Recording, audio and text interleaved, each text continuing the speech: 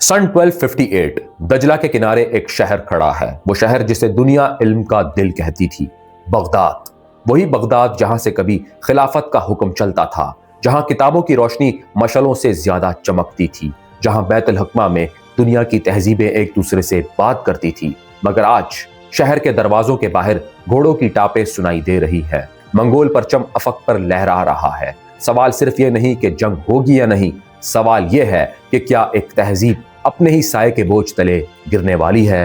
ये कहानी सिर्फ एक हमले की नहीं, ये कहानी है ताकत के गरूर की, अंदरूनी कमजोरी की और उस लम्हे की जब तारीख रहम नहीं करती, जब खलीफा के महल की दीवारें हिलने लगती है और दजला का पानी सुर्ख होने लगता है। तो असल सवाल उठता है कि बगदाद दुश्मन की तलवार से गिरा या अपनी गफलत से। आज हम सिर्फ सकूत बगदाद नहीं देखेंगे, हम ताकत के टूटने का वो लम्हा देखेंगे जिसने पूरी दुनिया का नक्शा बदल दिया। सन 1258 ईस्वी बगदाद, वो शहर जो कभी दुनिया का सबसे बड़ा इल्मी, सियासी और तहजीबी मरकज था। वो शहर जहां बैतुल हिकमा में दुनिया की किताबें तर्जुमा होती थी, जहां खलीफा का नाम खुतबे में लिया जाता था, जहां से एक वक्त में मुस्लिम दुनिया की सियासी अलामत चलती थी। मगर सवाल यह है कि जब मंगोल लश्कर शहर के दरवाजों तक पहुंचा तो क्या वाकई बगदाद ताकतवर था या सिर्फ माजी की अजमत का साया बाकी रह गया था। सकूत बगदाद की कहानी सिर्फ एक हमले की नहीं, बल्कि एक ऐसी ताकत के अंदर से खोखले हो जाने की कहानी है जिसने दुश्मन को दावत दी। अब्बासी खिलाफत 750 ईस्वी में बनी थी, जब बनु अब्बासी ने बनु उमैया को शिकस्त दी। बगदाद को 762 में खलीफा अबू जाफर मंसूर ने दारुल हुकूमत बनाया। अगली 2 सदियों में बगदाद इल्म, फलसफा, रियाजी, तिब और फल्कियात का मरकज बन गया। हारून उल रशीद और मामून उल रशीद के दौर को सुनहरी दौर कहा जाता है। मगर सियासी हकीकत यह है कि 9वीं सदी के बाद खिलाफत की असल फौजी ताकत कमजोर होना शुरू हो गई। सूबों ने खुद मुख्तारी इख्तियार करना शुरू की। इंदलिस अलग, फातमी मिस्र अलग, सल्जोकी तुर्क अलग ताकत बन गए। खलीफा का मनसब ज्यादा अलामती होता गया। खलीफा का मनसब ज्यादातर अलामती होता गया, जबकि असल फौजी और इंतजामी इख्तियार अमरा और सलातीन के हाथ में चला गया। 11वीं और 12वीं सदी में सल्जोकियों ने बगदाद की हिफाजत की जिम्मेदारी संभाली। खलीफा मजहबी सरबराह रहा, मगर अस्करी ताकत सल्जोकी हुक्मरानों के पास थी। 12वीं सदी के आखिर तक सल्जोकी इक्तदार भी टूटने लगा। बगदाद के अंदर दरबारी सियासत, ओहदों की खरीद और फरोख्त और इंतजामी बदअनवानी बढ़ चुकी थी। खिलाफत का खजाना पहले जैसा मजबूत ना रहा, फौज का नज़म कमजोर था और मरकजी कंट्रोल महदूद हो चुका था। ये वो पस मंजर है जिसे समझे बगैर सकूत बगदाद को समझना मुमकिन नहीं। इसी दौरान मशरिक में एक नई ताकत उभर रही थी। 1206 में चंगेज खान ने मंगोल कबाइल को मुत्तहद किया। अगले 30 बरसों में मंगोल अफवाज ने चीन, वस्ती एशिया और ख्वारज़म शाही सल्तनत को तबाह कर दिया। 1221 में ख्वारज़म शाही दारुल हुकूमत गिर गया। मंगोल हिकमत अमली सादा मगर मौसर थी।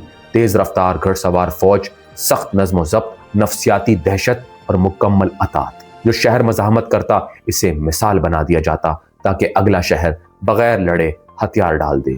1251 में मंगोल सल्तनत के अजीम खान मंके ने अपने भाई हलाकू खान को मगरिब की तरफ मुहिम सौंपी। हदफ वाज़िह था, इस्माइली किलों का खात्मा और फिर अब्बासी खिलाफत को ताबे करना। 1256 में हलाकू ने ईरान में किला अल मौत और देगर नजारी इस्माइली मराकज को तबाह किया। यह मरहला इसलिए अहम था क्योंकि इसके बाद बगदाद के मशरकी दिफाई खित्ते साफ हो गए। अब मंगोल फौज बराह रास्त इराक की तरफ बढ़ सकती थी।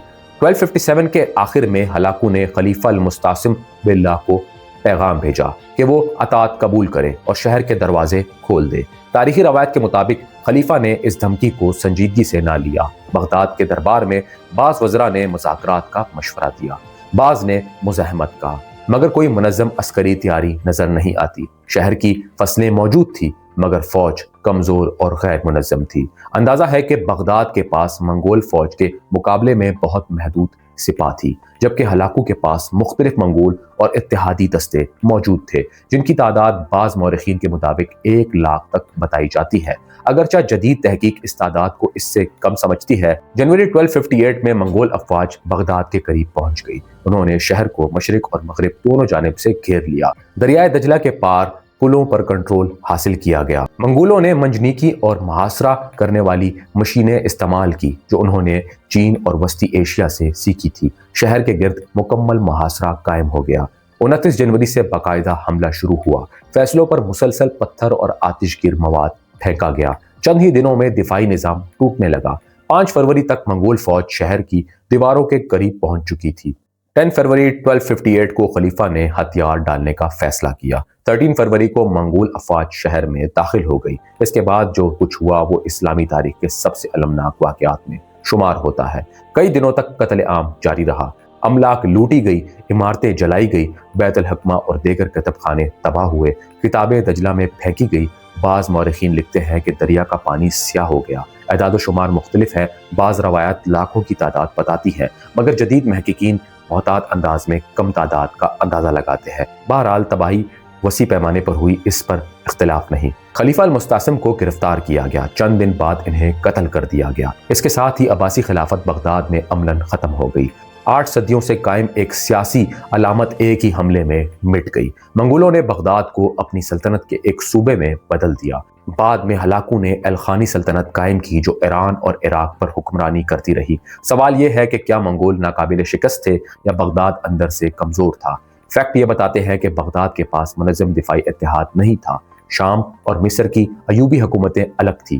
کوئی مشترکہ مسلم فوج منگولوں کے مقابلے کے لیے موجود نہ تھی۔ خلافت محض علامتی رہ گئی تھی، جبکہ اصل فوجی طاقت بکھر چکی تھی۔ منگولوں نے پہلے اسماعیلی مراکز ختم کیے، پھر مرحلہ وار آگے بڑھے۔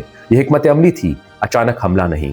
1258 میں بغداد کی تباہی کے بعد صرف ایک شہر نہیں گرا، بلکہ پورے مشرق اسلامی میں طاقت کا توازن بدل گیا۔ عباسی خلافت جو 800 سال سے زیادہ عرصے سے ایک مذہبی اور سیاسی علامت کے طور پر موجود تھی، عملاً ختم ہو گئی۔ خلیفہ المستعصم کی موت کے ساتھ بغداد میں خلافت کا سلسلہ ٹوٹ گیا۔ اگرچہ بعد میں مصر میں مملوک حکمرانوں نے ایک علامتی عباسی خلیفہ مقرر کیا، مگر بغداد کی مرکزی حیثیت کبھی بحال نہ ہو سکی۔ منگولوں نے بغداد کو مکمل طور پر تباہ نہیں چھوڑا، بلکہ اسے اپنی نئی انتظامی ساخت میں شامل کر لیا۔ ہلاکو خان نے ایران اور عراق کے علاقوں پر مشتمل ایک نئی ریاست قائم کی، جسے بعد میں الخانی سلطنت کہا گیا۔ اس ریاست کا دارالحکومت ابتدائی طور پر مراغہ اور بعد میں تبریز بنا۔ بغداد اب ایک ماتحت شہر تھا، مرکز نہیں۔ یہ تبدیلی اس بات کی علامت تھی کہ سیاسی اقتدار مشرقی ایران اور منگول دربار کی طرف منتقل ہو چکا تھا۔ سقوط بغداد کے فوراً بعد منگول فوجیں شام کی طرف بڑھی۔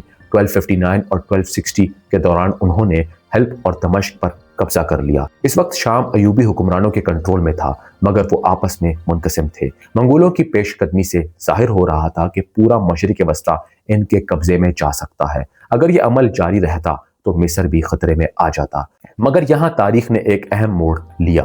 مصر میں اس وقت مملوک سلطنت قائم ہو چکی تھی۔ مملوک دراصل غلام سپاہیوں پر مشتمل فوجی اشرافیہ تھی، جس نے ایوبی اقتدار کے بعد حکومت سنبھالی۔ 1260 میں مملوک سلطان سیف الدین قدس اور جنرل بیبرس نے منگول افواج کا مقابلہ کرنے کا فیصلہ کیا۔ منگولوں کی ایک بڑی فوج شام میں موجود تھی، مگر اسی دوران منگول عظیم خان منگکے کی وفات کی خبر آ گئی اور ہلاکو خان کو مشرق واپس جانا پڑا۔ اس سے منگول فوج کا بڑا حصہ واپس چلا گیا اور شام میں نسبتاً کم تعداد باقی رہ گئی۔ 3 ستمبر 1260 کو فلسطین کے مقام عین جالوت میں مملوک افواج اور منگول دستوں کے درمیان فیصلہ کن جنگ ہوئی۔ اس جنگ میں مملوکوں نے منگولوں کو شکست دی۔ یہ پہلی بڑی شکست تھی جو منگولوں کو مغرب میں ملی۔ عین جالوت کا نتیجہ یہ نکلا کہ منگول شام سے پیچھے ہٹ گئے اور مصر محفوظ رہا۔ اگر یہ جنگ نہ جیتی جاتی تو ممکن تھا کہ قاہرہ بھی بغداد جیسی تباہی کا شکار ہو جاتا۔ اس طرح سقوط بغداد کے بعد طاقت کا مکمل انہدام نہیں ہوا، بلکہ ایک نئی طاقت یعنی مملوک سلطنت ابھری۔ الخانی سلطنت نے اگلے چند اشروں میں ایران اور عراق پر حکمرانی کی۔ ابتدا میں یہ سلطنت بدھ مت یا شمنی عقائد کی حامل تھی، مگر بعد میں 1295 میں غازان خان کے دور میں الخانوں نے اسلام قبول کر لیا۔ اس تبدیلی نے خطے کی مذہبی سیاست پر اثر ڈالا اور منگول حکمران مقامی مسلم آبادی کے ساتھ ہم آہنگ ہونے لگے۔ یہ ایک اہم موڑ تھا کیونکہ ابتدا میں منگول حملے کو محض تباہی سمجھا جاتا تھا، مگر وقت کے ساتھ وہ علاقائی سیاست کا حصہ بن گئے۔ بغداد کی تباہی کا ایک اور اثر علمی اور تہذیبی سطح پر پڑا۔ اگرچہ بیت الحکمہ اور دیگر مراکز تباہ ہوئے، مگر علم مکمل طور پر ختم نہ ہوا۔ بہت سے علماء دمشق، قاہرہ اور دیگر شہروں کی طرف منتقل ہو گئے۔ اس طرح علمی سرگرمی کا مرکز بغداد سے منتقل ہو کر مصر اور شام کی طرف چلا گیا، یعنی تہذیبی طاقت بھی جغرافیائی طور پر منتقل ہو گئی۔ سقوط بغداد کو بعض مورخین اسلامی سنہری دور کے خاتمے کی علامت سمجھتے ہیں، مگر جدید تحقیق زیادہ محتاط ہے۔ حقیقت یہ ہے کہ سیاسی مرکز ضرور ختم ہوا مگر مسلم دنیا مختلف ریاستوں میں تقسیم ہو کر بھی زندہ رہی۔ ایوبی مملوک اور بعد میں عثمانی سلطنتوں نے مختلف ادوار میں طاقت کا خلا پر کیا۔ یہ واقعہ ہمیں ایک بنیادی سبق دیتا ہے، کوئی بھی طاقت صرف ماضی کی عظمت پر قائم نہیں رہ سکتی۔ اگر فوجی، مالی اور سیاسی نظم کمزور ہو جائے تو بیرونی حملہ فیصلہ کن ثابت ہو سکتا ہے۔ عباسی خلافت کے پاس مذہبی وقار تھا مگر عسکری اتحاد اور جدید حکمت عملی کی کمی نے اسے کمزور کر دیا۔ 1258 میں جب بغداد گرا تو صرف ایک شہر تباہ نہیں ہوا بلکہ طاقت کا ایک ماڈل ختم ہوا۔ عباسی خلافت صدیوں تک ایک مرکزی علامت تھی، خطبے میں خلیفہ کا نام لیا جاتا تھا، سکے پر اس کا نام لکھا جاتا تھا اور دنیا بھر کے مسلم حکمران اس کی مذہبی برتری کو تسلیم کرتے تھے۔ مگر جب منگول آئے تو یہ علامت دفاع میں تبدیل نہ ہو سکی۔ یہی اس سانے کا اصل نقطہ ہے، علامتی طاقت اور حقیقی طاقت میں فرق۔ تاریخی تجزیہ بتاتا ہے کہ عباسی خلافت کم از کم 2 صدیوں سے عسکری طور پر کمزور تھی۔ 9ویں صدی کے بعد ترک غلام سپاہیوں کا اثر بڑھا، پھر سلجوقی ترکوں نے عملی اختیار سنبھال لیا، خلیفہ زیادہ تر مذہبی سربراہ رہ گیا۔ جب کوئی نظام اپنی فوج، مالیات اور اتحاد پر براہ راست کنٹرول کھو دے تو وہ بیرونی خطرے کے سامنے غیر مؤثر ہو جاتا ہے۔ سقوط بغداد اس کی واضح مثال ہے۔ منگول حملے کو اگر صرف وحشیانہ تباہی کہا جائے تو تصویر مکمل نہیں بنتی۔ منگول فوجی نظام انتہائی منظم تھا، ہر 10 سپاہیوں پر ایک سربراہ، ہر 100 پر الگ، ہر 1000 پر الگ، سخت نظم، تیز رفتار گھڑ سوار دستے اور محاصرے کی جدید مشینیں۔ انہوں نے پہلے خوارزم شاہی سلطنت کو توڑا، پھر ایران کے قلعے، پھر اسماعیلی مراکز اور آخر میں بغداد۔ یہ ایک مرحلہ وار اسٹریٹجی تھی، اچانک یلغار نہیں۔ اس کے مقابلے میں بغداد کے پاس نہ مضبوط اتحادی تھے نہ جدید دفاعی تیاری۔ اب سوال یہ ہے کہ سقوط بغداد کے بعد دنیا بدلی کیسے؟ سب سے بڑا اثر یہ ہوا کہ مسلم سیاسی مرکز مشرق سے مغرب کی طرف منتقل ہو گیا۔ مصر میں مملوک سلطنت مضبوط ہوئی۔ 1261 میں انہوں نے ایک عباسی شہزادے کو قاہرہ لا کر علامتی خلیفہ بنایا مگر اصل اختیار سلطان کے پاس تھا۔ اس کا مطلب یہ تھا کہ مذہبی علامت برقرار رکھی گئی مگر طاقت کا ڈھانچہ بدل گیا۔ بعد میں یہی ماڈل عثمانیوں کے دور میں بھی نظر آتا ہے، جہاں خلیفہ اور سلطان کا منصب ایک ساتھ جمع ہو گیا۔ الخانی منگول سلطنت نے ایران اور عراق میں تقریباً 1 صدی حکومت کی۔ ابتدا میں وہ غیر مسلم تھے مگر مقامی ماحول میں ضم ہوتے گئے۔ غازن خان کے اسلام قبول کرنے کے بعد الخانوں نے مسلم علماء اور فقہ کی سرپرستی شروع کی۔ اس سے ظاہر ہوتا ہے کہ طاقت ہمیشہ خالی نہیں رہتی، وہ کسی نہ کسی شکل میں نئے ڈھانچے میں منتقل ہو جاتی ہے۔ معاشی لحاظ سے بغداد کی تباہی نے تجارت کو متاثر کر دیا مگر مکمل خاتمہ نہیں ہوا۔ سلک روڈ کے راستے جاری رہے، تبریز، قاہرہ اور دمشق نئے مراکز بنے، یعنی اقتصادی طاقت نے جغرافیائی تبدیلی اختیار کی۔ تہذیبی سرگرمی بھی قاہرہ اور بعد میں استنبول میں منتقل ہو گئی۔ اس طرح سقوط بغداد ایک اختتام ضرور تھا مگر مکمل تہذیبی موت نہیں۔ طویل المدت طور پر سقوط بغداد نے مسلم دنیا کو ایک نئے دور میں داخل کیا۔ مرکزی خلافت کا تصور کمزور ہوا اور علاقائی سلطنتیں مضبوط ہوئی۔ یہی ماڈل بعد میں عثمانیوں کے عروج میں نظر آتا ہے، جہاں فوجی نظم اور مرکزی کنٹرول پر زور دیا گیا۔ بعض مورخین کہتے ہیں کہ اگر بغداد نہ گرتا تو شاید عثمانی ماڈل بھی مختلف ہوتا، یعنی ایک سانحہ آئندہ طاقت کی تشکیل کو متاثر کرتا ہے۔